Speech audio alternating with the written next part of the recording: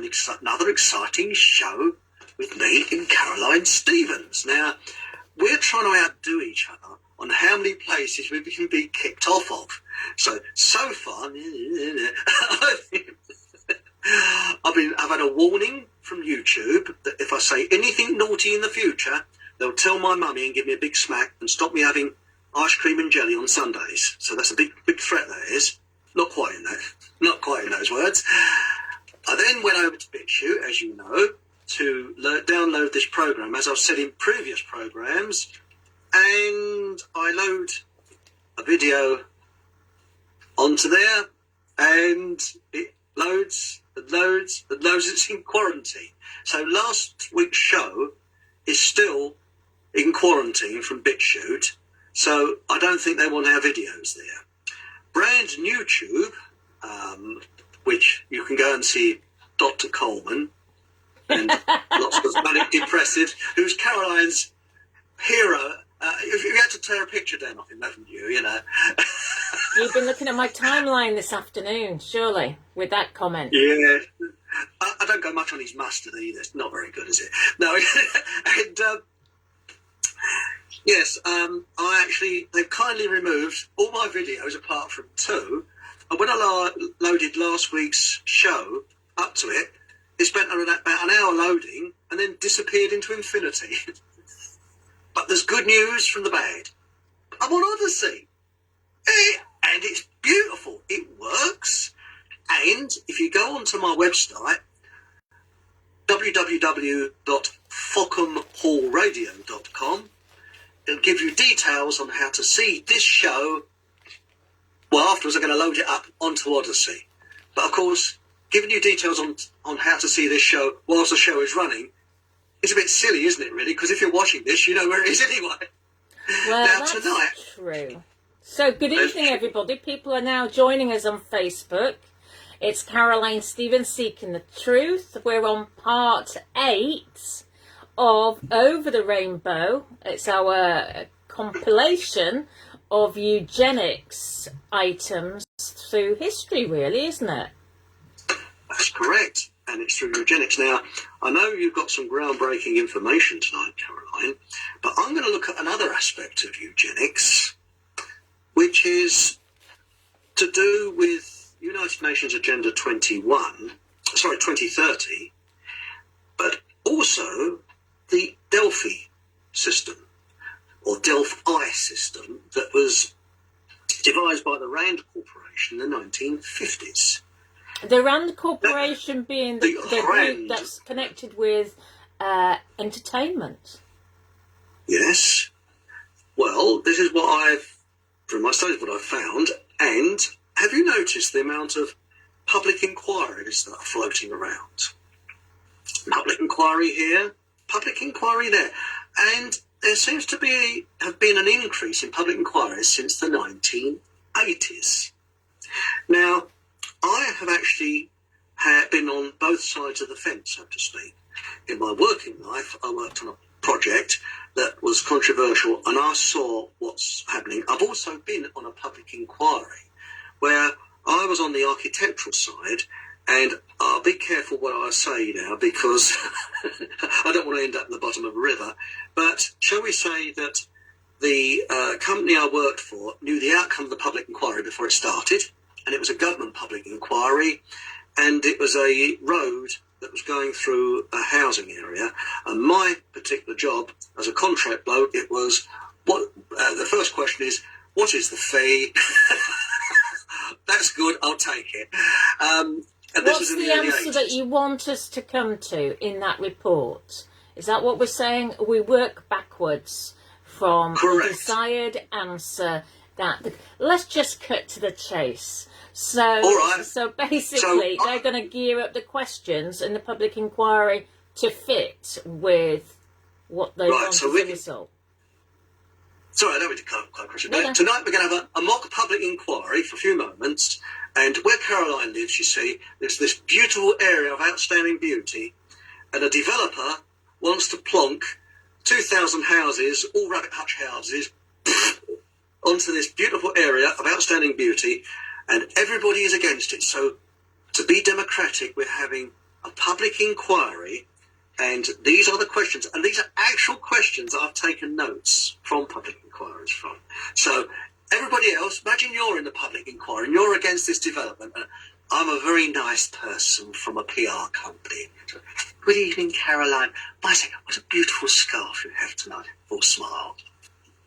And it goes, here's the first question. Yes or no answer. You see, you're not allowed to. Now, should we have affordable housing to get our young folk on the property ladder? Yes or no? Can I think about it? What is it going to... Have I got to rate this on a scale of 1 to 10? No. Just a yes or no. Yes or no? Yes, that's why it always is. Remind me of the Yes question or no. again then, please. Well, should we have affordable housing to get our young folk on the property ladder? And remember, there'll be a comment section that we'll ignore at the end of the questionnaire. Nice smile again. Pause. So yes. Yeah, okay. Of course. And second, so there's only about 7 questions here. Do you wish to see the local health service improved? Well, you'd be silly, wouldn't you, to say no, so yes. Should we provide a sustainable housing development that doesn't impact on the environment? Yes. Yes. Are you in favour of more tree planting? At the expense of yes. Sounds a good idea. Should we provide safe, sustainable play areas for our children, considering the amount of attacks there have been in the local woods? Yes. Should we have a larger say in the way our community is run? Sounds a good idea, yes. Yes. And the last question... I want my voice to be heard. Should we preserve the habitat of the surrounding natural environment by cutting greenhouse gases? Does this impact on me? Okay, yes. Sounds like yes then. Because every answer so far has been yes. To most of those, and what they'll do is there'll be a comment section, and you can put anything you want. You could say, I'm Mickey Mouse, and I live at the top of a tree. It doesn't matter, because they just ignore that. And then they'll come back with a report which says the overall majority of people want this housing development to go ahead.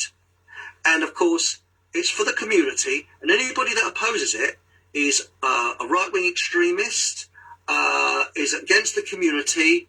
And what they do is, if there's somebody still opposing it, somehow they have connections with the local press, and the local press drags their name through the gutter. So they'll say, this right-wing extremist, a conspiracy enthusiast, they won't put your first name. It'll be Stevens stated that she said that she wanted affordable housing, but then she went into a conspiracy mode.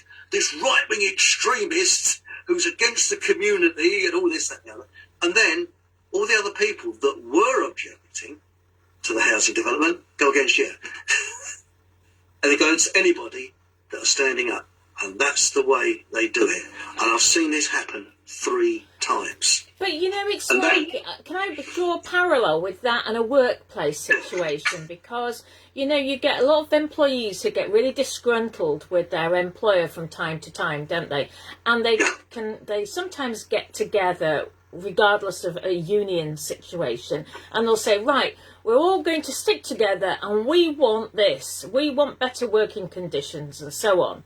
And then you end up by you going in, being the person who says, we all are very dissatisfied and we would like this. And then the employer then goes to the other people and they all just change their mind and go off, don't they, and whimper. And it's like, it's very difficult to be the person who stands in good, what can I say, in being a moral, upright person in this, in this day and age, isn't it? It's harder now, and it will become harder as this government, as all the puppet governments are steaming through to the UN Agenda 2030.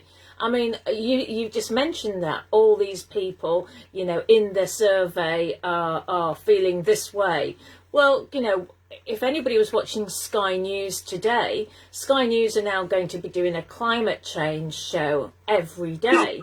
And of course, they're interviewing people in a holiday camp in Wales, and they're asking these questions, and then they're saying, and the overwhelming number of people believe, there is a climate emergency. It's a taken, it's a given, and people are basically programmed. Oh well, if everybody's saying that, I don't want to be the odd one out.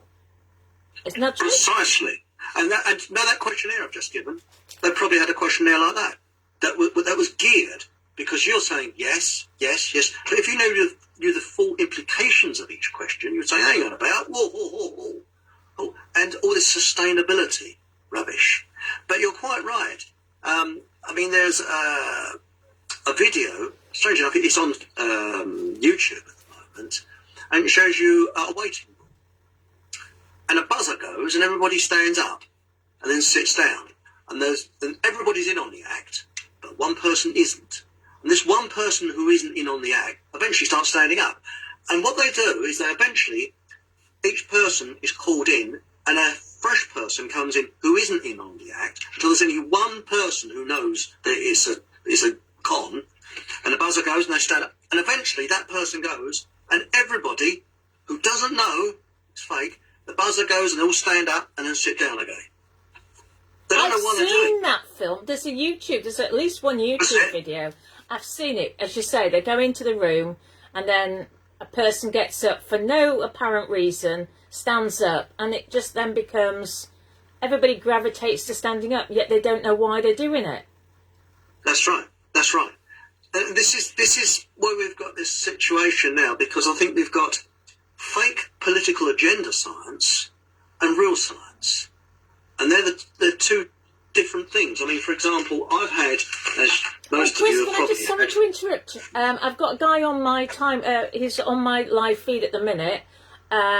He was told by a lady, some lady called Patricia, that my account on Facebook isn't my account. So, Rod, I'm here, and it is my account, so I do exist. So I don't know what Patricia was talking about, but anyway, there we go. Sorry, I just wanted to speak to Rod, who was Don't you worry. I would be quite upset. That I didn't exist. I don't know whose account she thought it was. Well, remember, you're only trying to outdo me with the amount of places I've been booted off. Been banned, yeah. It's good to be back from the 3-day ban, by the way. So, I mean, I've had my YouTube channel taken down. Video banned, ended up with so many cyber attacks on my videos, so that they then became unsupported. And so that was more of a logistical situation. And then, of course, I've just had another 3-day ban, which, a 6-month ban last year in total. So you've been booted off. Well, you haven't even got the video up on BitChute. You've been booted off BitChute. Brand new YouTube. So brand new YouTube, because I think a lot of people are joining now and they missed your introduction. And basically, we've tried to get a lot of these shows on YouTube. A lot of them have been taken down, black marks. And people said, "Oh, get onto brand new YouTube." Well, I used to think, well, that's only just a gimmick. It's just YouTube repackaged, because as you get more and more of these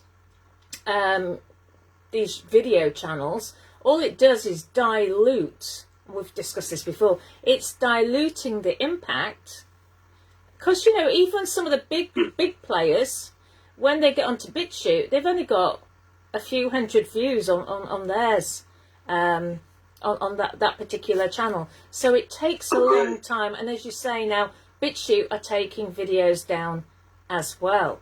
So we're on Odyssey now. Odyssey, you're and on Odyssey, I'm impressed with it so far. Early days. That's right, early days, and it'll be downloaded to Odyssey as soon as this program is finished. So you'll be able to see it on Odyssey. Go on to the website, and you'll be able to get directions from there. But I always believe there's no such thing as a disadvantage. You turn it into an advantage, because YouTube. I don't want to. I go on live every Monday, and I'm very, very careful what I say. But quite honestly, when we're talking, Caroline and myself, we like to be a little bit open about what we say. We don't swear. We don't say anything rude about people. Pardon, Dr. Coleman and David. And we don't. I mean, seriously, we don't say anything personally rude. We're just stating facts. And I think the reason we was taken, I think the reason I cannot get that video that we did last week onto BitChute and other places is because you mentioned who was, shall we say, a financier of YouTube. Do you remember that? And I think that is the hot potato. Oh, right. So, Okay. Yes. Yeah, we won't go any further because, as I say, yes. I mean, what gets me is when I'm broadcasting live on YouTube, I've got to watch every word I say. I've got to think before I speak, because a word out of place and bang, I'll get a what they call it, a ban, and it only needs one more and I'll be off. That's it. They've given me a warning. But what I was going to say, have you received these lovely little election broadcast things? Oh, there's a picture of Doris. You're showing me a picture of Doris. And,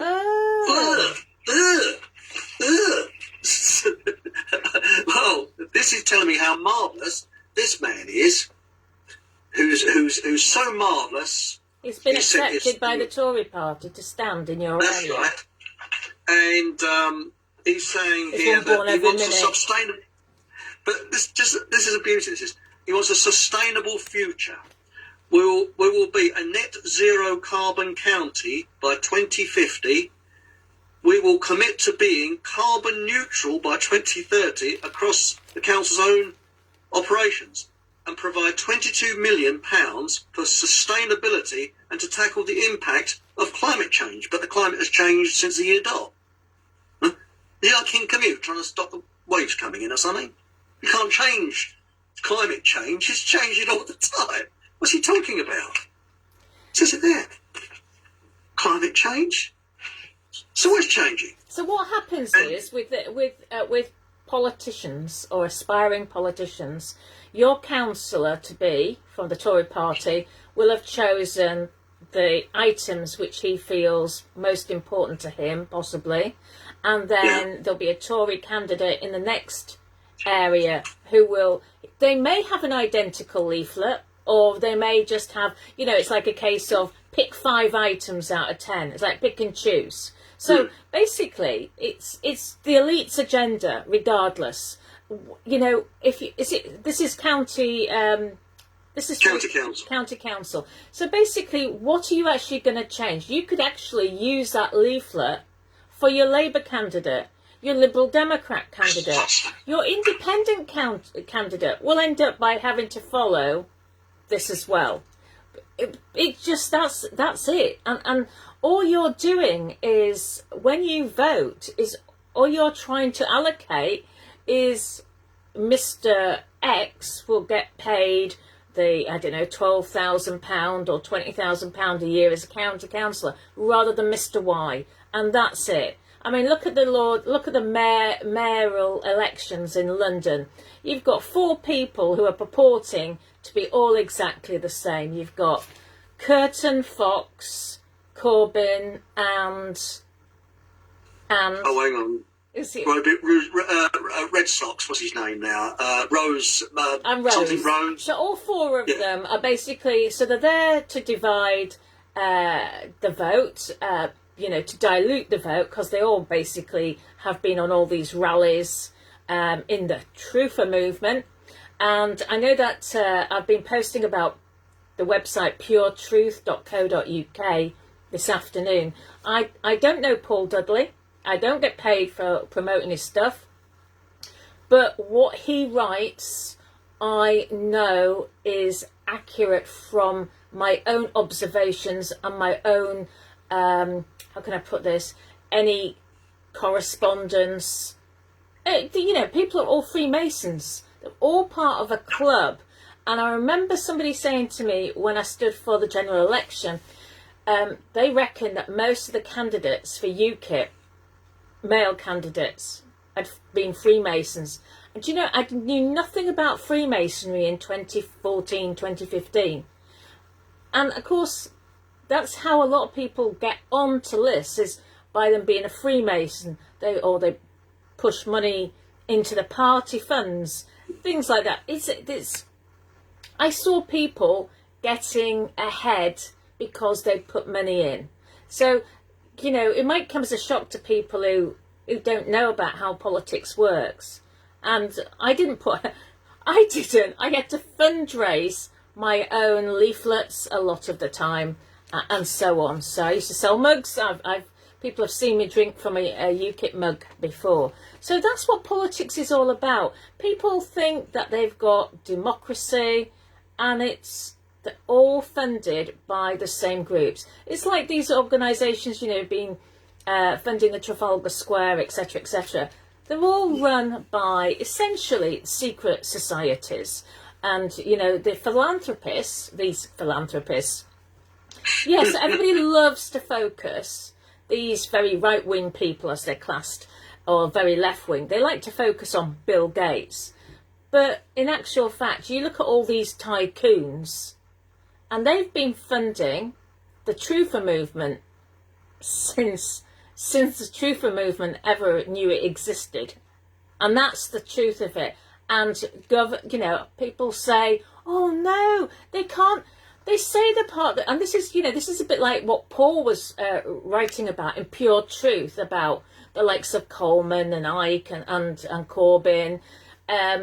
I don't know why it's so difficult for people, if they truly are for the truth movement, then why they don't want to, why they just accept to be spoon-fed information from somebody on a screen.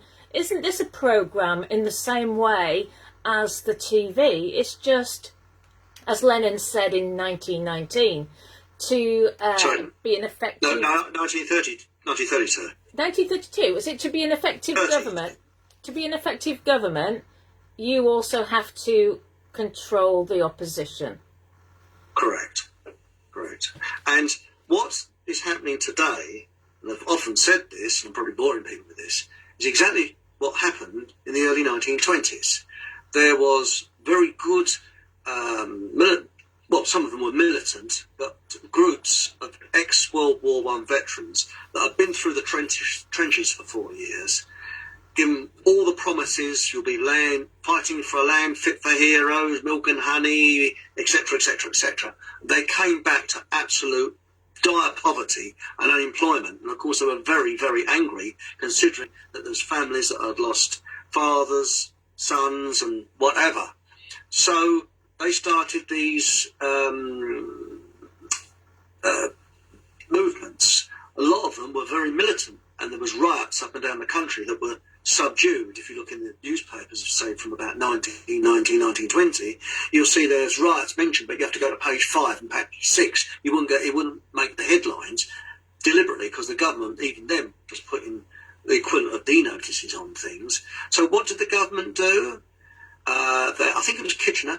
They actually started secret services infiltrated these groups, and they gradually replaced people with their own people, their facilitators, and then they trashed the leaders, and then they got puppets in there, these groups, who then, when they started their own group, which was as I believe, allegedly, the British Legion, the groups just collapsed and folded into the British Legion, and the British Legion was the most brilliant piece of propaganda you could ever wish to think of. It was, and they moved people away from actually doing something that's going to change things in this country, to being docile and accepting what they're told. And that's basically what they're doing today. What they're doing, they're using people as puppets, and they're trashing all the time.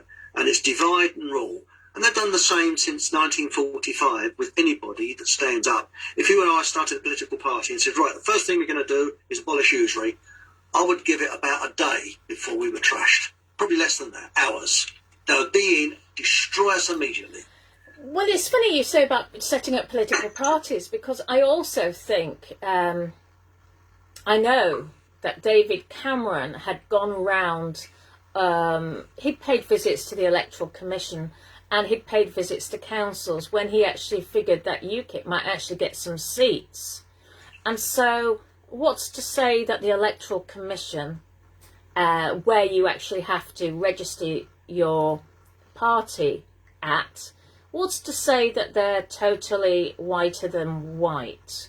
I mean, it's like the Patents Office. I mean, is that whiter than white? We've already seen that that's very, very questionable in recent times. I mean, I'll give you another example on the Patents Office. I used to interview a guy who had invented a machine that took plastic. Oh, yes, Remember that? And he put it in this machine, and it would go, literally, it would revert back, the plastic would revert back to its plastic's original two main components, being water and oil. And there was no toxicity in its fumes at all. And could he get anybody interested in producing those machines? No.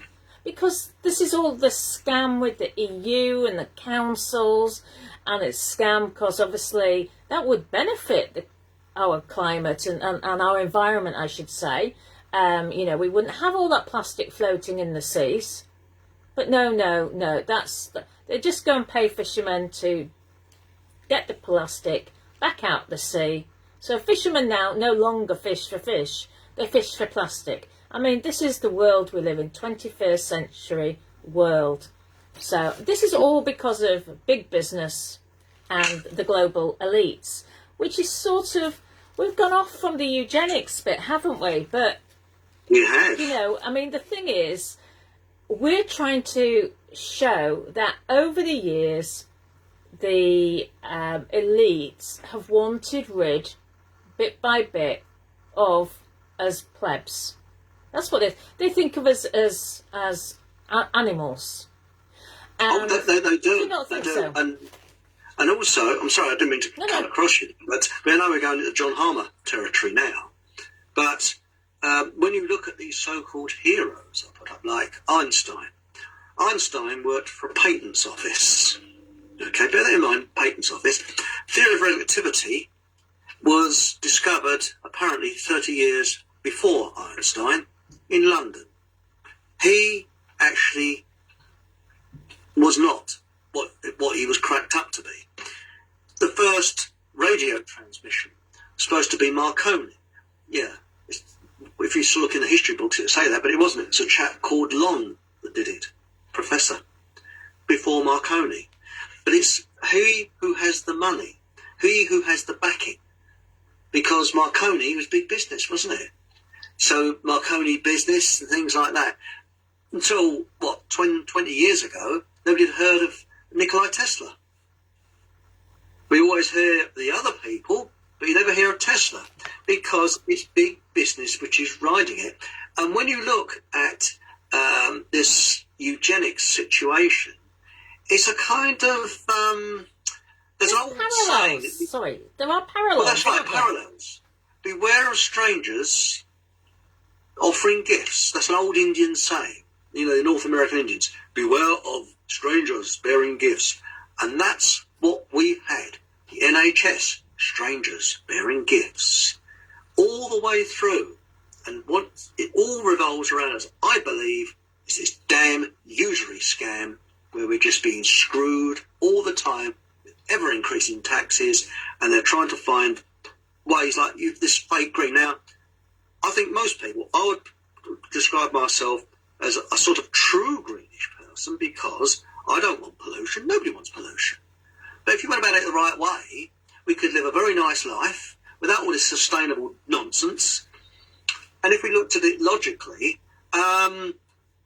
we could live, I want to breathe in clean air, and we could clean things up gradually at a slow pace without all this nonsense about electric cars, which are causing an absolute catastrophe with the lithium mines, because they run on lithium batteries. And these great open cast mines of lithium that are destroying Africa and things like that. I mean, I don't know whether you've seen this, Caroline. It must be terrible for wildlife. I've been walking around the streets and I've been seeing these masks just thrown on the ground around the supermarket. There's loads of them all over the floor. You're almost wading through them. Have you seen that where you live? Yeah, I have. And you were but going back to your earlier point about big business giving certain people money, it reminded me of 2 or 3 years ago. I was in the US and we were going round an Edison museum. Now, of course, we think that Edison was a fantastically clever person, but in actual fact, Thomas Edison, he was given something like $800,000 to set up an inventing factory, if you like, and he employed 50, 60 people who worked for him.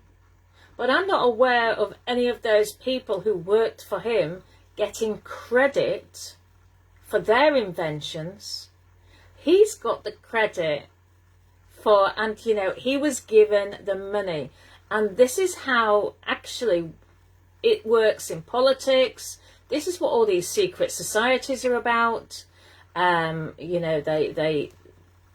got an agenda, and that's why we go back to why it's important now for people in the truth movement, if you really are genuine, to wake up to truth, because the truth movement, the movers and shakers, have been put there by the government, by the establishment,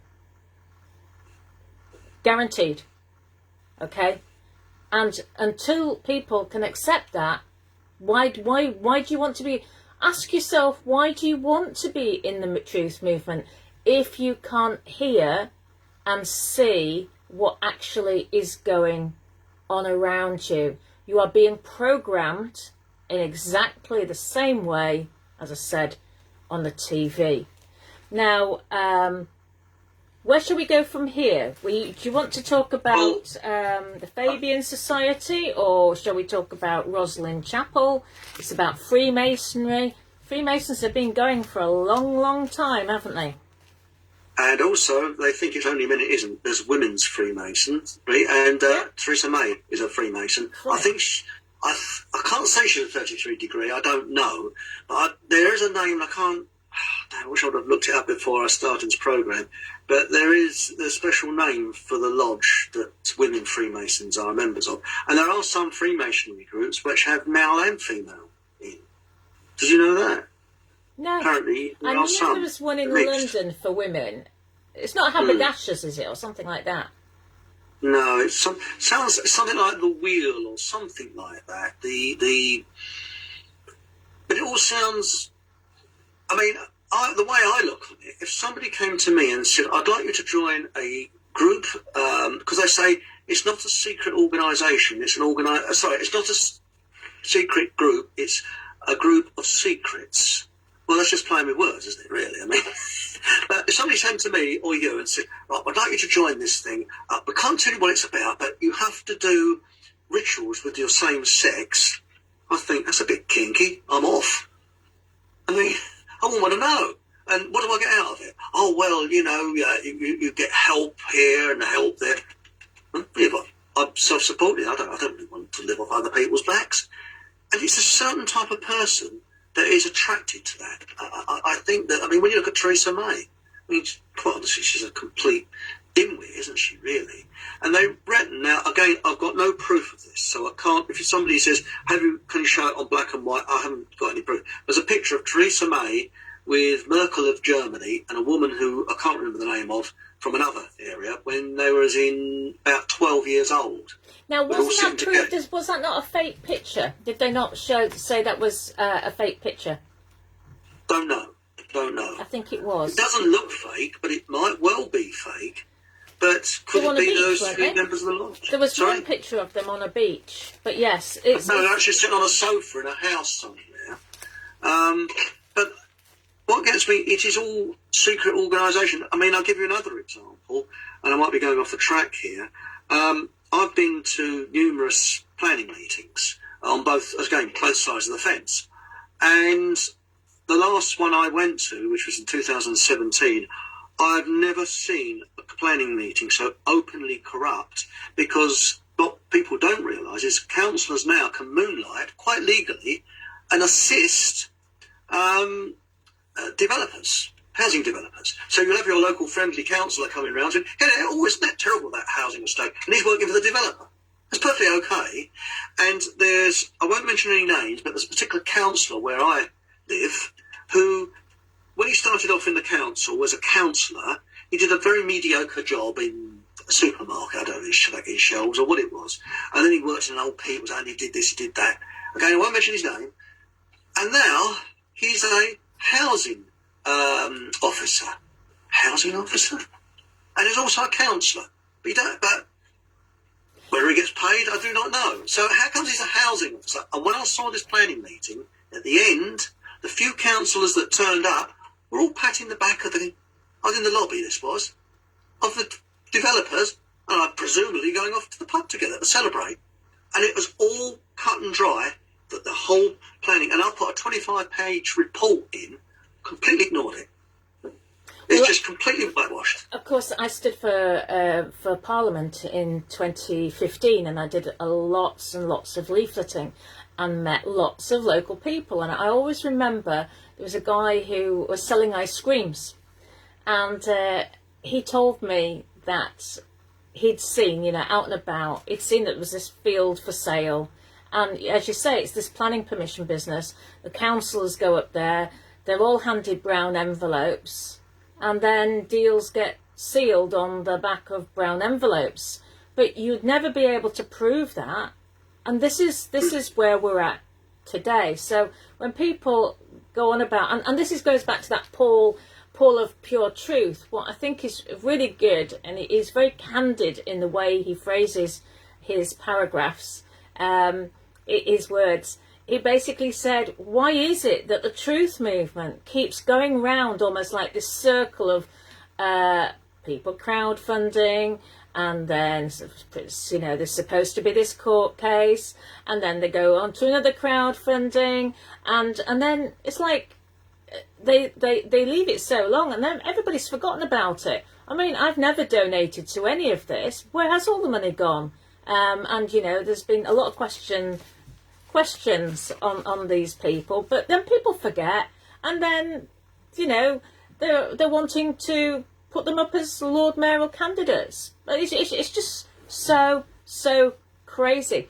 Also, talking about shills in the truth movement, how I started working it out was because of me doing lots of interviews with what turns out to be a lot of them, and the majority in the early days were actually establishment, and I didn't know. And that's what people say. People can be very unkind on my timeline, and I don't think, it's like I've had a certain perspective and certain experiences that perhaps as an interviewer that other people haven't had. So for example, I was aware that in 2015, in the Queen's speech, the government brought in something called the Infrastructure Act. And this affects our lives. And I couldn't understand why nobody would talk about it. And when I was an interviewer for a major channel, if you like, in 2018, I'd interviewed this particular person, and I said, oh, well, you've had experience in fracking.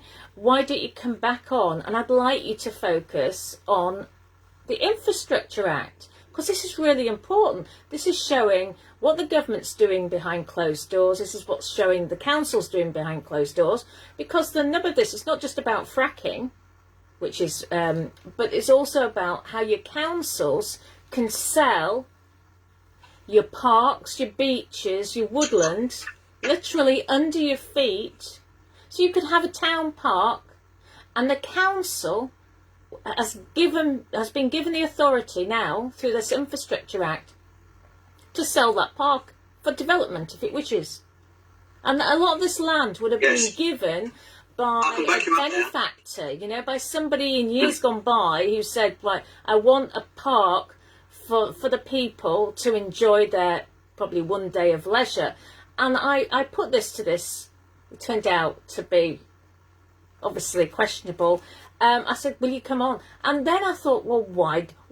You know, it's all right, these people saying some truth, but they don't want to give you the whole picture.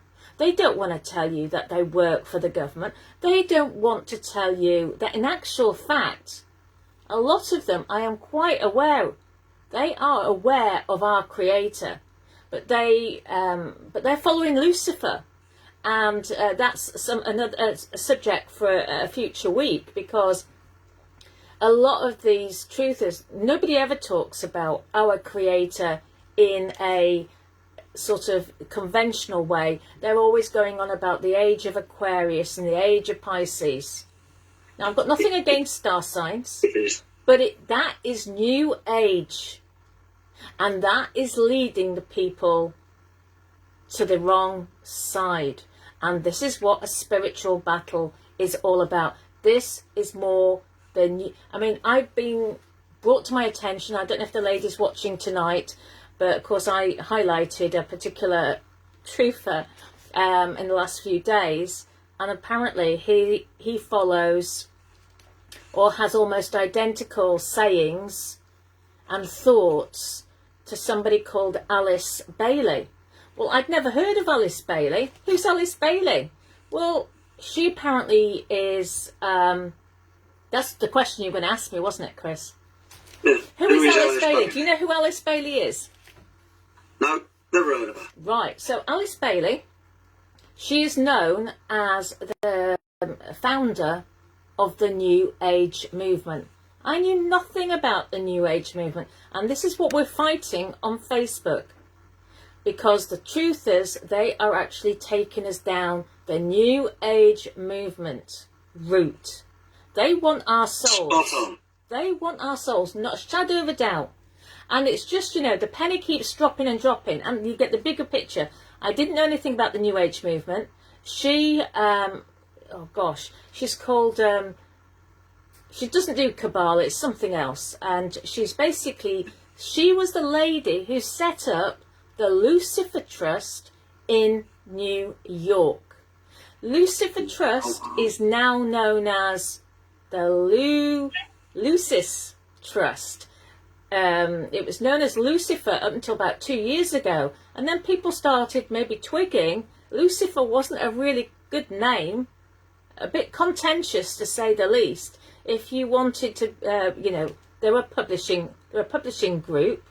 They've got all other, like another spider's web network, but they actually publish for the United Nations. I have never seen on social media anything from these truthers.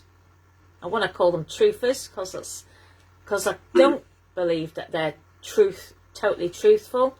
I'm not aware that United Nations has all their publications, or many of their publications, produced by what should be known as Lucifer Trust. And so that's your New Age movement, because they all want, you know, these New Agers say, we all worship one God. And that's sort of links in, if you think about it, with the Pope, who believes he's some sort of messenger. And we're all supposed to look to the Pope. And I know for a fact that the Pope has met a lot of church leaders in the past couple of years to get them on board under one New World umbrella. This is where people say, oh, wow, you know, these people woke us up. Yeah, they've woken you up, which is great, because some of them, so I'm going to be very guarded. So that person woke them up. I mean, those people never woke me up. God woke me up, I guess. Our Creator, Yahweh. That's his real name, Yahweh. But okay, so it took these truthers to show that people how complicated and how big the picture is, but they don't have a solution apart from to take your soul. They're just telling you in advance. So it's just like, we've got a script here, and it sounds, it's this person will be brought in to the platform, the theatre, and they will say a few words. Then they go off on the other side of the platform, and then another truther will come in, and they'll say a few more words. And that's sort of, if we can think of it as some sort of, dare I say it, Coronation Street, right? Emmerdale Farm. These are called soaps, aren't they? But they cover real life situations. Sort of, yeah. Like they'll cover suicides, they'll cover murders, they'll cover the LGBT agenda. It's not that dissimilar, surely. They're taking real life situations and saying this is what's going to happen, and this is what's going to happen. It was Edward Bernays, because Edward Bernays, he was the father of, they called it propaganda. He was the American propagandist of the First World War, and then they changed it because propaganda fell out of favour. They thought, oh, propaganda. So it's now public relations. Because that's what public relations is. It's propaganda. That's what it means. So now we've got public relations here, there and everywhere. And it's a business now. And going back to what you said earlier about your local councils, did you know that your local councils can start their own business? For example, I found out that my local council has got its own property business. So it's in their interests to have houses built here, there and everywhere, because they earn lots of money. And the planning process, which used to be free, it costs around about £17,500 to put a major development through planning. And then you've got to, section, hang on a moment, I've done my notes, please excuse me, it's section 106 stipulates a one-off fee of £3,000 per additional bedroom on new developments to be paid by the developer. And so it goes on. I actually did a full report on this many years ago in 2017, and it shows that it's in councils' interests to have properties built, because they're a property company in which many local councillors, and in where I live, a local councillor who didn't actually put this on his they've got to say what the outside interests, didn't want his outside interests, was actually a director of the property company. Isn't that amazing? Open corruption. Does not surprise me. Lots of houses get bought and sold without really, well, I guess there's going to be some dodgy estate agents as well. But anyway, so we've only got quarter of an hour left. So, and that was great. Can I just tell him that was brilliant what you just said. You've just summed that right up. And to actually reinforce what you've said, again, I'm sorry, I hope you don't think I'm talking over you. Look up Yuri Bezmenov, Ideological Subversion, and it's still on YouTube. How to Corrupt a Nation or something? And he was a senior KGB expert on ideological subversion, and he actually came over to the West, defected to the West in 1970, and he predicted in his lectures that he did in the early 80s, about 1985, exactly what was going to happen, and he's been spot on. And he said religion will be happy, clappy, nothing. Just make it nothing, just happy, clappy. I don't think he said hippie, but that type of thing. And when you think about it, the hippie movement was actually founded by the KGB. And when you look at all these different movements, the punk movement, that was the British Secret Service behind it. It's all mind-altering and that type of thing. All it boils down to is ideological subversion that, in my view, comes from the former Frankfurt School that relocated and changed its name and relocated to America. And you see these different offspurts of it, like the Tavistock Centre and places like that. And it's really full of educated twits who are, in my view, Satanists. Nutcases. Completely and utterly nutcases. That's it. I'm sorry, I didn't mean to. Yeah, but cut in what you Satanists and said. you know, the occult. This is what we're talking about, and I forgot what I was going to say. Don't forget that a lot of the people in the movement, not only are they being engineered through Freemasonry groupings, lodges, but they're also making money from books.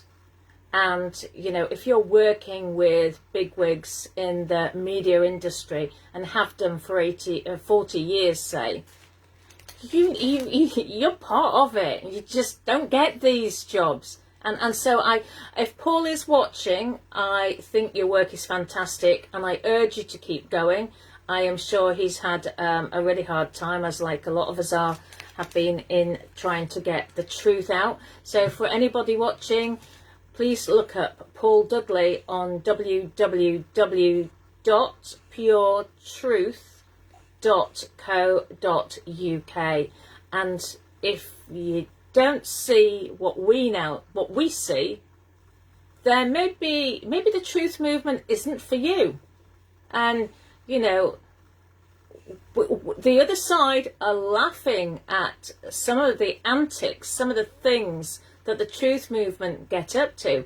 And that's why I don't want to be labelled. All I'm doing is trying to highlight and show what I perceive as the truth, because we know, Chris and I know, that when you get to a few thousand people as subscribers on YouTube, inevitably, if you are telling the truth, they will remove you by hook or by crook.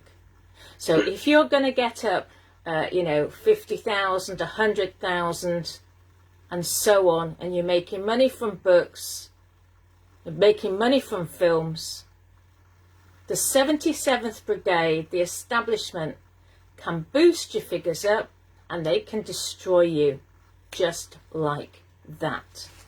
So let's have a look. It's a few weeks ago now that I researched this, and I'm sure there's a lot of people who've watched the Da Vinci Code, Dan Brown. Now, I don't know about Dan Brown's background. I really don't know, but I was really quite taken with the film, having watched it again after so many years and not knowing the historical background or some sort of foundation to the book. Now, it's obviously not totally factual, but it was so interesting because somebody put a comment underneath a YouTube channel, and it basically, all they'd put was Rosslyn Chapel and the Knights Templar Freemasons. I live about 2 miles from there, and it's near the Heinz RS Retreat, Hawthornden Castle. A regular visitor is Gates, as he funds the Human and Genetic Research Facility, Rosslyn Institute, where they produce Dolly the sheep. And that's all within the walking distance of the chapel, Rosslyn Chapel, which was from the Da Vinci Code. And then they put, Fabian Society were at the forefront of the eugenics program, still are, although they claim to be a think tank. Members include Emily Thornberry, Keir Starmer, and even Jeremy Corbyn, among others. So with that, I ran with that information and looked at Wikipedia about the Rosslyn Crypt. So the Rosslyn Chapel was formerly known as the Collegiate Chapel of St Matthew, which is a 15th century chapel located in the village of Rosslyn, Midlothian, Scotland. It was founded on a small hill above Rosslyn Glen as a Catholic church with between 4 and 6 ordained canons and 2 boy choristers in the mid-15th century. The chapel has been a burial place for several generations of the St Clairs. A crypt was once accessible from a descending stair at the rear of the chapel. This crypt has been sealed shut for many years, which may explain the recurrent legends that it is merely a front to a more extensive subterranean vault containing variously the mummified head of Jesus Christ, the Holy Grail, the treasure of the Templars, or the original crown jewels of Scotland. So these are possibilities. And we do know that Jesus Christ did live in the UK for a considerable amount of time. It says in 1837, when the second Earl of Roslin died, his wish was to be buried in the original vault. Exhaustive searches over the period of a week were made, but no entrance to the original vault was found, and he was buried beside his wife in the Lady Chapel. Now, Roslin Chapel came to worldwide prominence through the Da Vinci Code, a novel written by Dan Brown, which was published in 2003. In the story, the main characters, Robert Langdon and Sophie Neveu, investigate, and it's funny because Tom Hanks is in that film, and he's covered on social media quite a lot. So Robert and Sophie investigate a murder in the Louvre, and in doing so follow a set of clues to unravel a mystery, taking them to London and then to Roslin Chapel. It is estimated that 81 million copies of the book have been published, making it one of the most popular of all time.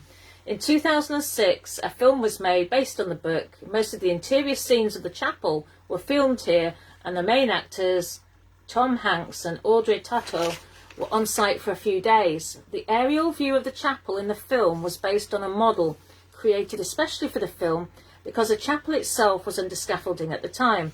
In the film, the characters enter the chapel by the west door, and replica walls were created to keep the scaffolding out of view. After filming, Tom Hanks said, "Few locations in film are so delightful and few destinations live up to their billing, but Roslin Chapel was all one could imagine or hope for." So we're looking at locations. So then that person on the YouTube channel had mentioned this place called Hawthornden Castle. It's located on the River North Esk in Midlothian. The castle lies a mile to the east of Roslin and is just downstream from Roslin Castle. The castle was then sold, so this is Hawthornden Castle, was sold to Drew Hines, the widow of Hines II. So we're talking about food now. Architect Simpson and Browns undertook a restoration of the castle in the 80s. Are you aware of Simpson and Brown, Chris? Have you been? No. No. I can't say I know them, no. Well, Hines, a patron of the arts, made it into a place for writers to peacefully live and work, called the Hawthornden Literary Retreat. Recent restoration work has been used using reclaimed stone available from the demolished Caledonian railway station in Edinburgh. That's interesting, how the heiress of Hines basically can reclaim stone available from the Caledonian railway station. The castle and caves are a Category A listed building. So these are two places. Remember, it's supposed to be, somebody's reporting from nearby saying that Gates visits Hawthornden Castle, and it belongs to the widow of Hines II. And it's only just down the road from the Roslin Chapel, which is where the Da Vinci Code was filmed. Now, not so far away again, we've got the Roslin Institute. So, firstly, we do need to substantiate alleged Gates funding involvement there. So it says billionaire Bill. So I did look into this, and it says billionaire Bill Gates will visit a Scottish university for the unveiling of a new cutting-edge crop research project. The Microsoft founder will be on a joint visit to the University of Edinburgh when the announcement is made. This is where the Roslin Institute is. It comes after major funding from the Belinda Gates Foundation into developing more nutritious and flood-resistant foods. Mr. Gates said for over 1 billion people living in the world's poorest countries, agriculture and livestock are a lifeline out of poverty. The science and research being led by the great minds here in Edinburgh are making huge strides in improving the health and productivity of livestock. So it's great to have the chance to visit the University of Edinburgh with Secretary of State Penny Mordaunt. Didn't she go into the jungle, or wasn't she on one of the Big Brothers shows, Penny Mordaunt, in a swimsuit? Maybe somebody can remind me. So he visited with Penny Mordaunt. So you see, Bill Gates and our government, they're all doing it together. And people can't see it. So it's a conspiracy. And to see, why are we accepting money from the Belinda Gates Foundation for University of Edinburgh? So they went to see how the UK's leadership in research and innovation doesn't just benefit Britain, but also saves and improves lives in the poorest parts of the world. Why I'm particularly picking up on this as well is the fact we're talking about genetics here. Genetics. And also he's a eugenicist as well. So why does he want to save people's lives?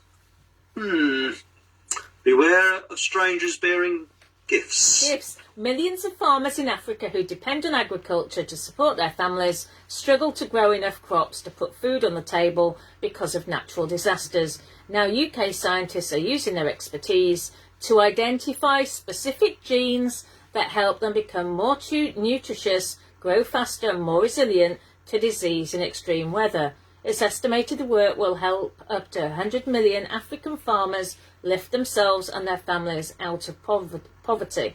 International Development Secretary Penny Mordaunt, who is announcing the research, said unpredictable flooding, plant diseases and droughts are threatening the lives and livelihoods of millions of farmers in Africa who struggle to grow enough crops to put food on the table. The urgency of the task is clear. That's why UK aid is supporting British scientists. So when we've been told that UK aid is diminishing international aid, it might not be the full story, you see. They're saying UK aid is supporting British scientists. So the money hasn't physically gone out there, but it's been used here for the benefit of the international community to develop new crops, or to benefit Gates, new crops that are more productive, more nutritious and more resistant to droughts and flooding, as well as creating new medicines to protect cattle and poultry from devastating disease. New ideas, cutting-edge science and innovative partnerships with the Belinda Gates Foundation will help Britain create a healthier, more secure and prosperous world for us all. We have 10% of our population now on universal income credit. We stand to have a lot more people joining that 10 million after furlough ends. But we are such a generous country that we are reducing. I mean, I did a video at the weekend. In the last 40 years, the gap between the normal people and the wealthy there's been this huge transference, and it's just not right. When are people going to wake up? Well, the other thing about all this, looking into this, I read a report once. Again, this is straight off the top of my head, my memory. The world, let's look at bananas, say. Bananas, there are all different varieties of bananas, but they only grow one variety of banana, which is the Cavendish. Now, what happens is apparently we only grow 7 main crops of things. So there's a variety of sugar, one variety of rice, and so on. They might do 2 or 3, but only 7 main ones. So if any disease hits any of, say, let's look at bananas. Say it hits the bananas, as it did in the 1960s, and they had to grow a different type of banana, the Cavendish, which we eat now. But apparently there's another fungus or something which is attacking banana crops, and they're going to have to do another hybrid. But before industrialisation, people went to different types of crops, say in Africa and places like that. I know I'm generalising.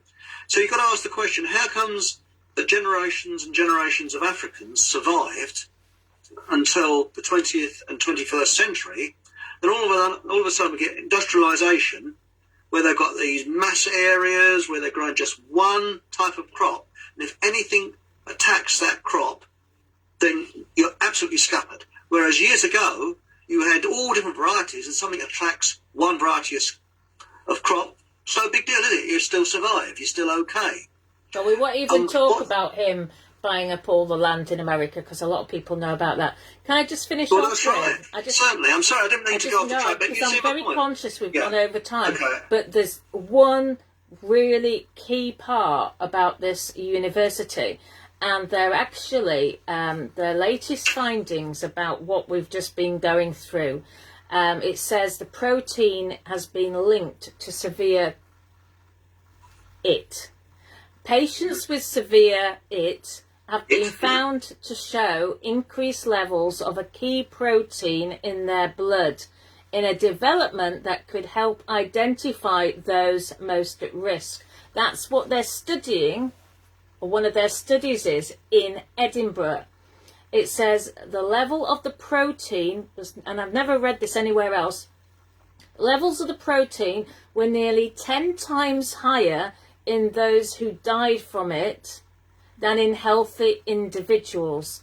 Increased protein levels could help to identify patients at risk in early stages of it and provide a target for new treatments. Leading scientists from the universities of Edinburgh, including the Roslin Institute and Dundee, have joined a $77.7 million initiative to find a treatment for it, and say they're optimistic progress can be made. They were talking about home DNA test data being sought, and yes, so this is DNA test data.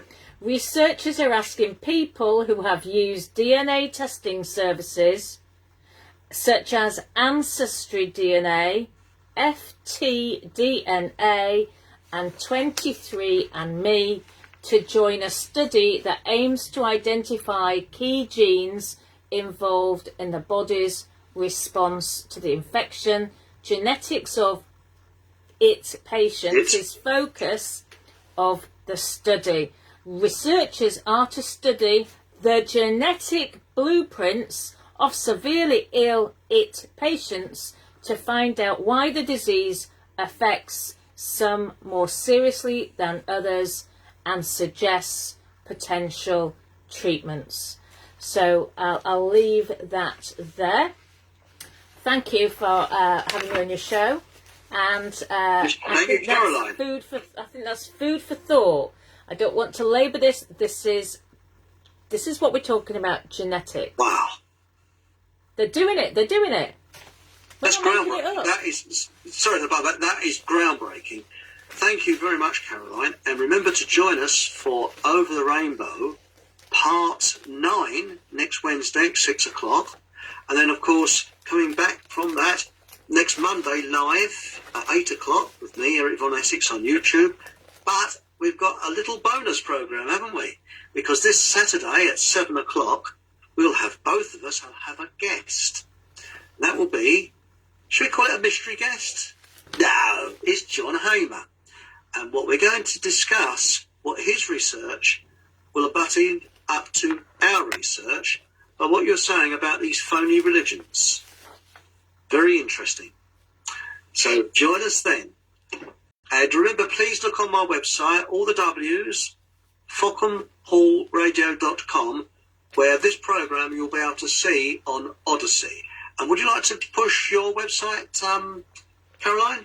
My website's carolinestevens.net. I've put a few blogs on there today, and I just would like to, and we've got a YouTube channel, or a friend's got a YouTube channel called Broadcasting the Truth, and you'll occasionally find me popping up on random links on BitChute and YouTube and things like that.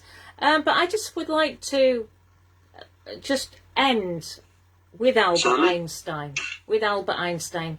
He allegedly said, "The world is a dangerous place to live, not because of the people who are evil, but because of the people who don't do anything about it. Thank you and good night. Excellent. Good night.